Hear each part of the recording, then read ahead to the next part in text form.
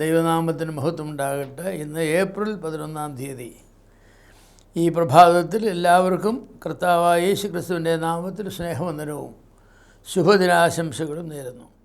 ഇന്നത്തെ നമ്മുടെ ധ്യാനത്തിനായി നാം തിരഞ്ഞെടുത്തിരിക്കുന്നത് ലേവ്യ പുസ്തകം 7-ാം അധ്യായമാണ്. രസകരമായൊരു അധ്യായമാണ്. ഒരുപാട് പ്രായോഗിക സത്യങ്ങൾ ഇസ്രായേലിനെ പഠിപ്പിക്കുന്നൊരു അധ്യായമാണിത്. അവർക്ക് എന്ത് ഭക്ഷിക്കാം, എന്ത് ഭക്ഷിക്കരുത് എന്ന യാഗത്തോടുള്ള ബന്ധത്തിൽ പറയുന്നതായിരിക്കുന്ന ഒന്നാണ്. എടുത്തു പറഞ്ഞിട്ടുള്ള ഒന്ന്, മേധസ് ഭക്ഷിക്കരുത്, രക്തം ഭക്ഷിക്കരുത് എന്നാണ്. നാം അതേക്കുറിച്ച് മുന്നമേ പറഞ്ഞതാണ്. ഈ മേധസ് അഥവാ മൃഗത്തിൻ്റെ കൊഴുപ്പ് അത്യന്തം ആപൽക്കരമാണെന്ന് വൈദ്യശാസ്ത്രം ഇപ്പം നമ്മോട് പറയുന്നുണ്ട്. കൊളസ്ട്രോൾ മുഖാന്തരം എത്ര ആളുകളാണ് അകാല മൃത്യുവിനിരയാകുന്നത്. 4000 വർഷങ്ങൾക്ക് മുൻപ് പഴയ നിയമം നൽകിയ കാലത്ത് ദൈവം കൊഴുപ്പ് ഭക്ഷിക്കരുത് എന്ന് പറഞ്ഞപ്പോൾ അന്ന് ഈ വൈദ്യശാസ്ത്രം ഒന്നും ഡെവലപ്പ് ചെയ്തിട്ടില്ല. എന്ന് മാത്രമല്ല, അന്നത്തെ ആളുകളെ മൃഗങ്ങളെ കൊല്ലുമ്പോൾ അതിൻ്റെ രക്തം കുടിക്കുമായിരുന്നു. അതിൻ്റെ കൊഴുപ്പ് അവർക്ക് വളരെ പ്രധാനപ്പെട്ടതാണ്. ഇന്നത്തെ ആളുകൾ പോലും രക്തം കുടിക്കുന്ന ആളുകളുണ്ട്, ബ്ലഡ് പുഡിങ് എന്നൊക്കെ കഴിക്കുന്ന ആളുകളുണ്ട്. അതുപോലെ മേധസ് ഇന്നത്തെ ആളുകൾ ഇറച്ചി വാങ്ങുമ്പോൾ നെയ്വല പ്രത്യേക പെട്ടിയിടാനായിട്ട് പറയുന്ന ആളുകളുണ്ട്. എന്നാൽ ദൈവം ഇസ്രായേൽ മക്കളോട് പറഞ്ഞപ്പോൾ അതൊന്നും നിങ്ങൾ ഭക്ഷിക്കരുതെന്ന് പറഞ്ഞു. അത് ഭക്ഷിക്കരുതെന്ന് പറഞ്ഞതിന് 2 കാരണങ്ങളുണ്ട്. ഒന്ന്, കൊഴുപ്പുള്ളതൊക്കെ ദൈവത്തിൻ്റേതാണെന്നുള്ളതാണ്. അങ്ങനെയാണ്. നന്നായി തടിച്ച് കൊഴുപ്പിച്ചതിനെ യാഗം കഴിക്കാനായിട്ട് നിങ്ങൾ കൊണ്ടുവരിക. നിങ്ങളതിനെ അറുത്ത് തിന്നുന്നെങ്കിൽ അതിൻ്റെ മേധസ് കൊഴുപ്പെല്ലാം മാറ്റിയിട്ട് കഴിക്കുക. രണ്ടാമത്, ഈ കൊഴുപ്പ് മനുഷ്യനെ ദോഷം ചെയ്യുന്നതാണ് എന്നതുകൊണ്ടാണ് ദൈവം അതിനെ നിരോധിച്ചത്. മനുഷ്യൻ ആരോഗ്യവാനായിരിക്കണം. ആയുസ്സും ആരോഗ്യവും ദൈവത്തിൻ്റെ ദാനമാണ്. പക്ഷേ ഈ 2 ദാനങ്ങൾ നമുക്ക് ലഭിക്കണമെങ്കിൽ നാം ദൈവം പറഞ്ഞതനുസരിച്ച് ജീവിക്കേണ്ടത് ആവശ്യമാണ്. ഹൃദയാഘാതങ്ങളും ഹൃദ്രോഗങ്ങളും ഏറെ വർദ്ധിച്ചിട്ടുള്ളൊരു കാലത്താണ് നമ്മൾ ജീവിക്കുന്നത്. അതുകൊണ്ട് തന്നെ ഡോക്ടർമാർ പ്രത്യേകം പറയും, റെഡ് മീറ്റേ കഴിക്കരുതെന്നാണ് പറയുന്നത്. റെഡ് മീറ്റ്, ചുവന്ന മാംസം കഴിക്കരുത് എന്ന് പറഞ്ഞാൽ ആട്, പശു, പോത്ത്, അതുപോലെ പന്നി മുതലായവയുടെ ചുവന്ന ഇറച്ചി ഒന്നും കഴിക്കാൻ പാടില്ല.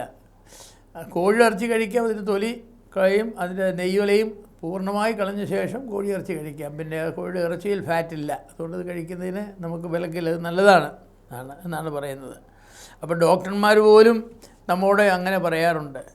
ഈ അധ്യായത്തിൽ പറഞ്ഞിരിക്കുന്ന വേറൊരു കാര്യമെന്ന് പറയുന്നത്, ഈ യാഗം കഴിച്ചതായിരിക്കുന്ന ആളുകളെ യാഗം കഴിച്ച മൃഗത്തിൻ്റെ അവർക്ക് അനുവദിച്ചിട്ടുള്ളതായിരിക്കുന്ന ഓഹരി കഴിക്കുമ്പോൾ അവർ അശുദ്ധരാകരുത് എന്ന ഒരു നിയമം പ്രത്യേകം വെച്ചിട്ടുണ്ട്. 20-ാമത്തെ വാക്യത്തിൽ, അശുദ്ധി തൻ്റെ മേലിരിക്കുമ്പോൾ ആരെങ്കിലും ദഹനയാഗം, അത് യാഗത്തിൻ്റെ ഭാഗം കഴിച്ചാൽ അവനെ ഛേദിച്ച് കളയണമെന്നാണ്. അശുദ്ധി എന്ന് പറഞ്ഞാൽ ചത്തതിനെ തൊടുകയോ അശുദ്ധമായ എന്തെങ്കിലും തൊടുകയോ ചെയ്തു വന്നിട്ട് യാഗത്തിൽ മാംസം ഭക്ഷിക്കരുത്. അത് വളരെ പ്രധാനപ്പെട്ടതായിരിക്കുന്ന കാര്യമാണ്. എന്താ അത് പറയുന്നത് ചോദിച്ചാൽ, നമ്മുടെ ജീവിതത്തിൽ അശുദ്ധി ഉള്ളപ്പോൾ അശുദ്ധമായ കാര്യങ്ങളുമായി നാം ബന്ധപ്പെട്ട ശേഷം നമ്മൾ കർത്തൃമേശയിൽ പങ്കെടുക്കരുത്. അതുപോലെ തന്നെ ദൈവമക്കളുടെ കൂട്ടായ്മയിൽ പങ്കെടുക്കരുത്. അതൊക്കെ വളരെ പ്രധാനപ്പെട്ടതാണ്. ഇന്ന് അങ്ങനെയൊന്നുമല്ല ആളുകൾ. ശരീരത്തിൻ്റെ അശുദ്ധിയെക്കുറിച്ചല്ല, എന്തെങ്കിലും ചത്ത മൃഗത്തെ തൊട്ടിട്ട് തിരുവത്താഴ് വെക്കരുതെന്നുള്ളതല്ല.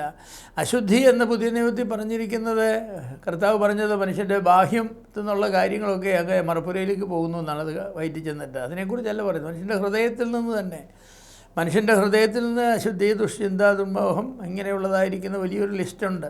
ഇങ്ങനെയുള്ള പാപങ്ങൾ നമ്മുടെ ജീവിതത്തിലിരിക്കുമ്പോൾ നാം അതിനെ താലോലിക്കുമ്പോൾ നമുക്ക് കർത്താവിൻ്റെ മേശയിൽ നിന്ന് പങ്കെടുക്കുവാനുള്ളതായിരിക്കുന്ന അനുവാദമില്ല.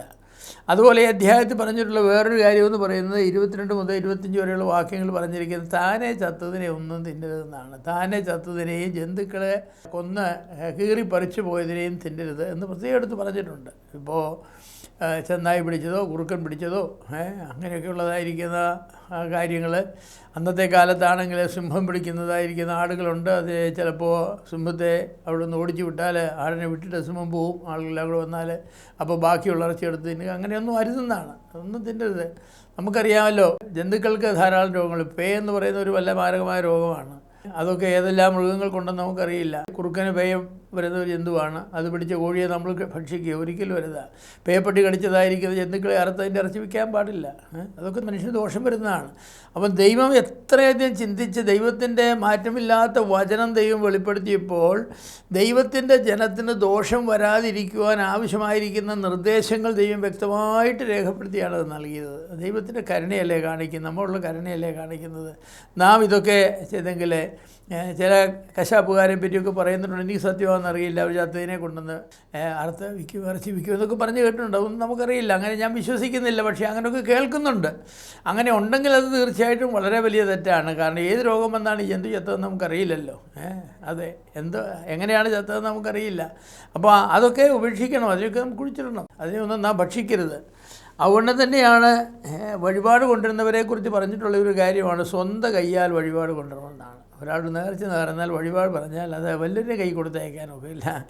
നമുക്ക് ഇതാരടാ എനിക്ക് വേണ്ടി ഒന്ന് സ്വോത്രം ചെയ്തേക്കണേ ഇന്ന് ആളുകളോട് പറയാനൊക്കെ ദേവാലയത്തിൽ പോകുമ്പോൾ എനിക്ക് തലവേദനയാക്കട്ടെ, എനിക്ക് വേണ്ടി ഒരു സ്വോത്രം പറഞ്ഞേക്കണേ എന്ന്. അങ്ങനെ മറ്റുള്ളവർക്ക് വേണ്ടി സ്വോത്രം പറയാനൊക്കെ ഇല്ല. എനിക്ക് വേണ്ടി ദൈവത്തെ ആരാധിക്കണമെന്ന് എങ്ങനെ പറയുന്നത്? അവർ വ്യക്തിപരമായി ചെയ്യേണ്ട ഒരു കാര്യമാണ്. എനിക്ക് വേണ്ടി ഒന്ന് വിശ്വസിക്കണമെന്ന് പറയാൻ നോക്കുമോ? നമ്മൾ പല പറയില്ലടേ എനിക്ക് വേണ്ടി ഒരു കുത്തിവയ്പ്പ് എടുക്കണേ, നീ ഡോക്ടർ കുത്തിവെക്കാൻ പോവല്ലേ, അതെ നീ എടുക്കുമ്പോൾ ഒരെണ്ണം എനിക്ക് വേണ്ടി എടുക്കണം, അങ്ങനെ പറയാൻ നോക്കുമോ? അങ്ങനെ പറയാൻ നോക്കില്ല. നമ്മുടെ വ്യക്തിത്വത്തിലേക്ക് നമ്മുടെ ജീവിതത്തിലേക്ക് ഇറങ്ങിപ്പോകുന്നതായിരിക്കുന്ന കാര്യങ്ങളും നമ്മുടെ ജീവിതത്തിൽ നിന്ന് പുറത്തു വരുന്നതായിരിക്കുന്ന ദൈവത്തിന് കൊടുക്കേണ്ട കാര്യങ്ങൾ നാം തന്നെ ചെയ്യേണ്ടതായിരിക്കുന്ന കാര്യം, അതിനൊന്നും പ്രോക്സി ഇല്ല.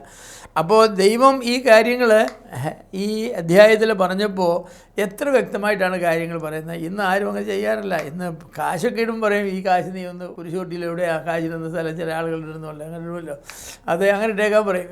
അത് ചില ബസ്സുകൾ ചില സ്ഥലങ്ങളിൽ നിർത്തിയിട്ട് പെട്ടെന്ന് പോയി 1 രൂപ തൊട്ടോ 2 രൂപ തൊട്ടോ അവരിടും. ഞാൻ വിചാരിക്കുന്ന ബസ്സിന് വേണ്ടിയോ ഉടമസ്ഥന് വേണ്ടിയോ ഇടുന്ന കാശായിരിക്കും ഒരു, പക്ഷേ എനിക്കറിയില്ല. അതൊന്നും ദൈവസന്നിധിയിൽ സ്വീകാര്യമായിരിക്കുന്ന കാര്യങ്ങളല്ല. അതൊന്നും ദൈവത്തിന് സ്വീകരിക്കുന്ന കാര്യങ്ങളല്ല. ദൈവം അങ്ങനെ ഏത് വിധത്തിലും പോരട്ടെ എന്ന് പറയുന്ന തരത്തിലുള്ള ഒരാളല്ല. അങ്ങനെ പണത്തിന് വേണ്ടി ഇരിക്കുന്ന ഒരാളല്ല, പണപ്പിരിവുകാരനല്ല ദൈവം എന്ന് പറയുന്നത്. ദൈവത്തിന് സ്തുതിയും സ്തോത്രവുമാണ്. അത് നന്ദിയുള്ള ഹൃദയത്തിൽ നിന്ന് പൊങ്ങി വരേണ്ടതാണ്. അങ്ങനെ വേണം ദൈവത്തിന് അർപ്പിക്കാൻ. അതുകൊണ്ട് ദൈവം പറഞ്ഞു, 30-ാമത്തെ വാക്യത്തിൽ പറഞ്ഞു, സ്വന്തം കയ്യാൽ വേണം വഴിപാട് നൽകാനെന്ന് പറഞ്ഞു. അല്ലാതെ പ്രോക്സി വഴിപാടൊന്നുമില്ല, പ്രോക്സി സ്തോത്രമില്ല, പ്രോക്സി നന്ദിയില്ല. നാം തന്നെ നന്ദി അങ്ങ് പറഞ്ഞാൽ മതി. നമുക്കുള്ള നന്ദി നാം തന്നെ പറഞ്ഞാൽ മതി, ദൈവത്തോട് പറഞ്ഞാൽ മതി. എവിടെ ഇരുന്ന് പറഞ്ഞാലും ദൈവം നമ്മുടെ നന്ദിയെ സ്വീകരിക്കുന്നവരാണ്. കാരണം ദൈവത്തിന് സ്ഥലകാല പരിമിതികളുള്ള ഒരാളല്ല എന്നുള്ളത് കൊണ്ട്. അതുകൊണ്ട് ഈ ലേവ്യാപുസ്തകം 7-ാം അധ്യായം എന്ന് പറയുന്നത് ഒരു വളരെ വിലയേറിയ ഒരു അധ്യായമാണ്. മനുഷ്യൻ്റെ ആത്മീയ ആരോഗ്യത്തിനും ശാരീരിക ആരോഗ്യത്തിനും ഗുണകരമായിരിക്കുന്ന കാര്യങ്ങളാണ് ഈ അധ്യായത്തിൽ പറഞ്ഞിരിക്കുന്നത്. മനുഷ്യൻ്റെ ആയുസ്സിനെയും ആരോഗ്യത്തെയും ഹനിക്കുന്നതൊന്നും കഴിക്കാൻ പാടില്ലെന്നാണ് പറഞ്ഞിരിക്കുന്നത്. അതിൻ്റെ കൊഴുപ്പിൻ്റെ തിയോളജി ഉണ്ട്, ദൈവത്തിനുള്ളതാണെന്നുള്ളതിൻ്റെ തിയോളജി. മറ്റേതിനൊക്കെ ഫുഡോളജി ഉണ്ടെന്ന് പറയട്ടെ, ഞാൻ അങ്ങനെ വാക്കുണ്ടോയെന്നറിയില്ല. എന്ന് പറഞ്ഞാൽ അത് നമ്മുടെ ആരോഗ്യവുമായി ബന്ധപ്പെട്ടതായിരിക്കുന്ന കാര്യങ്ങളാണ്. ഇത് രണ്ടും നാം ശ്രദ്ധിക്കണം. നമ്മുടെ വേദശാസ്ത്രപരമായി നാം ചെയ്യുന്ന കാര്യങ്ങൾ ശരിയായിരിക്കണം, അതുപോലെ ഹെൽത്ത് വൈസും ആരോഗ്യപരമായ നിയമങ്ങളെ നാം മാനിച്ച് ജീവിക്കുന്നത് വളരെ നല്ലതാണ്. അങ്ങനെയൊക്കെ ജീവിക്കുമ്പോഴാണ് നമുക്ക് ആയുസ്സും ആരോഗ്യവും ദൈവം നൽകുന്നത്. അങ്ങനെ ദൈവത്തിന് കൊള്ളാകുന്നവരായി ജീവിച്ച് ദൈവത്തിന് പ്രസാദമുള്ള കാര്യങ്ങൾ ചെയ്യുവാനായിട്ട് ദൈവം നമ്മെ സഹായിക്കട്ടെ.